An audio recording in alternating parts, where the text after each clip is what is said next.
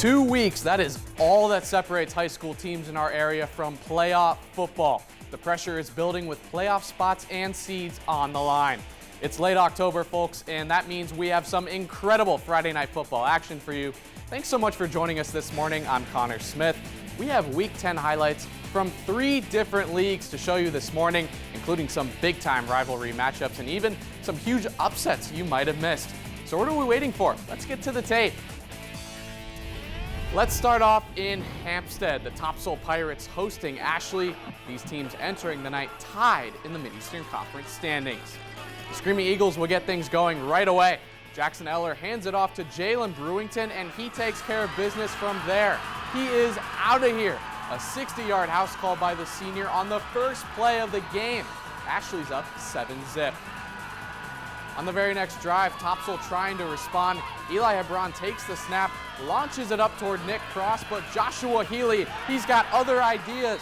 He picks it off and gets his team the ball right back. On Topsail's next drive, Hebron takes the snap, dances around in the pocket. He can't find anyone open, so he calls his own number, dives into the end zone for the score. A 2-point conversion would put the Pirates up 8-7. Later on in the second quarter, Quinn Bentley taking the direct snap out of the Wildcat. He's going towards the right sideline and moving past Topsail defenders. Jumps his way into the end zone. That would make it 20-15 Screaming Eagles at the half.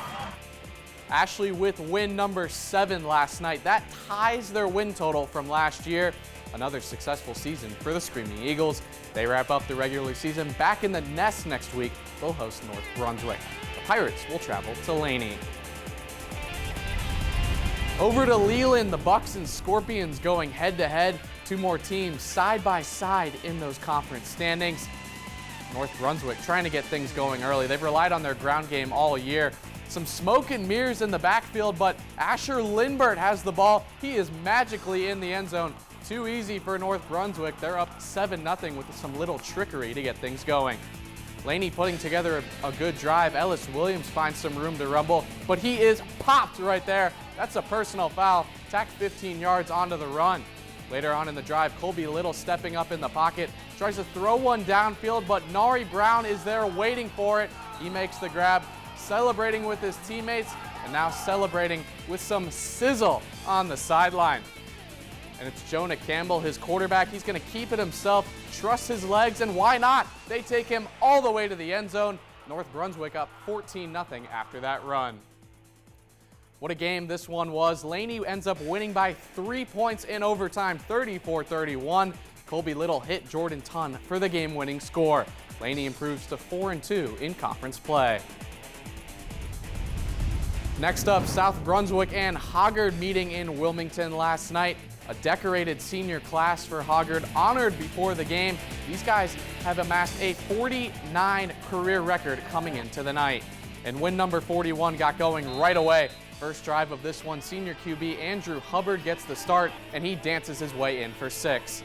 Later in the quarter, the Cougars defense able to make a play. It's Cooper Creel jumping in front of this pass, but South Brunswick's offense just couldn't keep up at all tonight, got nothing going. The Vikings, though, they made plenty of plays. David Hunter says hello. He's coming right into your living room, and Hoggard in control of this one. Vikings keep adding to that lead. Boring gets his feet set and drops one into Dezen Durant down the right sideline. He gets the foot in, and Vikings are in scoring position once again. And that sets up running back Michael Lukowitz for 6. Hoggard's up 42-0 just at halftime. No problems for the Vikings last night. They're now 8-1 on the year.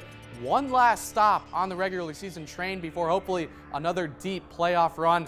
The Vikings will clash with New Hanover at Legion Stadium next Friday. We're sure that one's going to be a ton of fun. Cougars, meanwhile, hosting West Brunswick next week before getting their shot at the New Hanover Wildcats at home.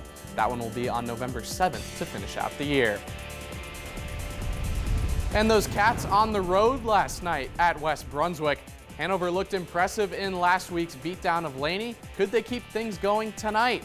Well, on the opening drive, 3rd and long, Jacob Monroe with the bubble screen to Kellen Brown. He's making guys miss, juking and jiving his way for a 24-yard gain, and then you can tack on 15 more for the personal foul.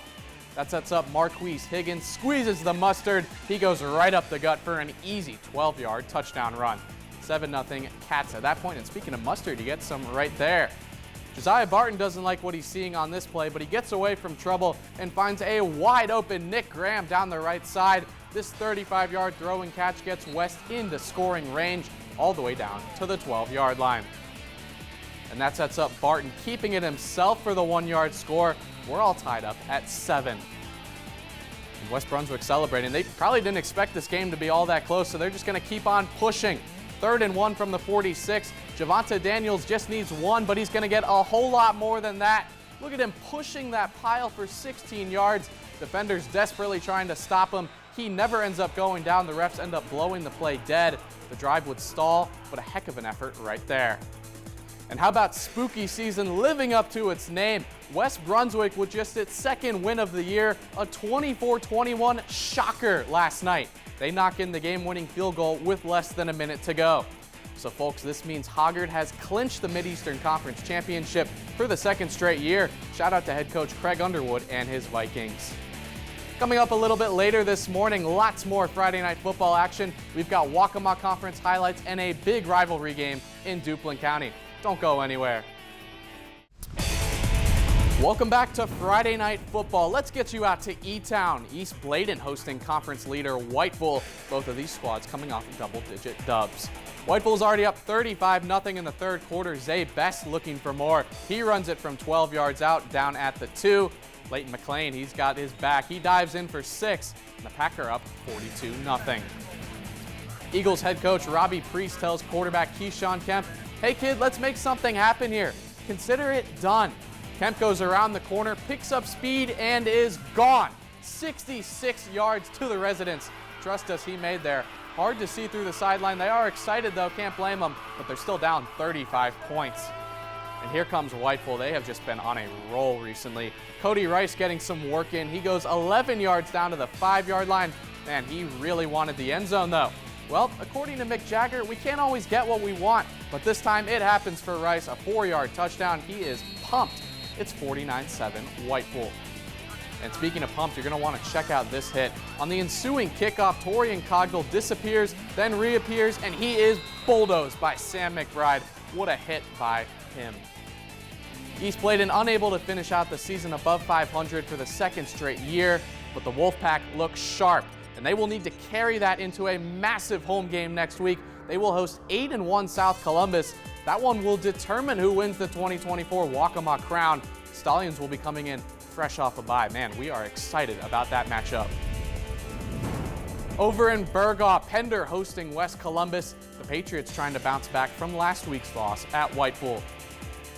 Pender's already up 28-0 at this point and looking to add some more. This one's a pass, and there's only one man in the secondary to beat. The Patriots score easily. You can make it 35-0. The defense absolutely fooled right there. West Columbus looking to get on the board. Quarterback feeling some pressure, so he'll step up in the pocket, rolls to his left, and throws up a rainbow into the night sky. But there's Damari Morgan picking off the pass. A big turnover for the Pats defense. And that's going to get their offense going. It's time to feed the truck. We're talking about Jeremiah Johnson. Look at him go. A big chunk play for the running back. Patriots are on the move. A blowout win for them last night, 67-13 in Burgaw. That drops the Vikings to 1-7. The good news for them, though, they have 2 games left this year. Those are against East Columbus and Union, and those squads have combined for 0 wins this season. Pender will travel to Trask next week. And how about some East Central Conference action? Always a fun time when rivals Wallace Rose Hill and East Duplin get together. The Panthers got on the board first, but here come the Bulldogs. Matthew Wells tosses to receiver Jamari Carr. That's a touchdown. You can tack on the 2-point conversion too. It's 8-7 Wallace. Let's jump ahead a few quarters. The Panthers down 21-7, but they punch it right here at the goal line. That cuts the deficit to 6. And now in the 4th quarter, Panthers trying to get in front. Brandon Norris throws to Zachary Ball, but he can't hold on to the ball. Bulldogs take over and can just take a knee from there. A big road win for them. Wallace ekes this one out. Final score 21-15. So that means next week, back in the Dog Pound, they'll play James Keenan for the East Central Conference crown. Can't wait for that one. That place will be absolutely rocking. East Duplin, meanwhile, at Southwest Onslow in 7 days. And talking about those two teams, down the road in Warsaw, James Keenan trying to stay undefeated against Southwest Onslow. Let's jump ahead late in the first quarter, tied at 0. Tigers in the jumbo set. They hand it off to Jeremiah Hall. He takes it all the way. Keenan's up 7-0. On the next Onslow drive, trying to cross midfield, but the Stallions cough it up. James Keenan pounces on it, and the Tigers are in business. A prime opportunity to boost their lead. They turn that into 6, and now driving again in the second quarter. Eli Avant with the play action. He hits a wide open Hassan Korngay in the end zone. Keenan rolling at this point. And the Tigers, well, they just keep on winning. 34-7 at home. They had no problem in this one. Now 9-0 on the season. Again, what a game that'll be at Wallace next Friday. Can't wait for it. Some other finals from last night we wanted to show you. Trask down in the swamp at East Columbus, a dominant 55-0 win. The Titans back at home next week against Pender. Union playing on the road at Hobden. They fall by 44. Spartans have next week off before traveling to West Columbus. They'll be looking just one last shot to pick up a win this season. And Dixon welcoming the Cougars to Holly Ridge. A 51-22 loss for Dixon. Bulldogs finish things up at Richlands next week. And West Bladen heading across Route 41 to Fairmont. Neither of these teams playing all that well this year, but West Bladen notches themselves a nice road win, 40-20. The Knights will host Red Springs on senior night next Friday. That's all the time we have for you this morning. Thanks so much for joining us this week and every week for Friday Night Football. Folks, you will not want to miss our show next Saturday, the last week of regular season play. And after that, playoff football coming to you here on WECT. What an exciting time of the year. We hope to see you again next week. Have a great weekend.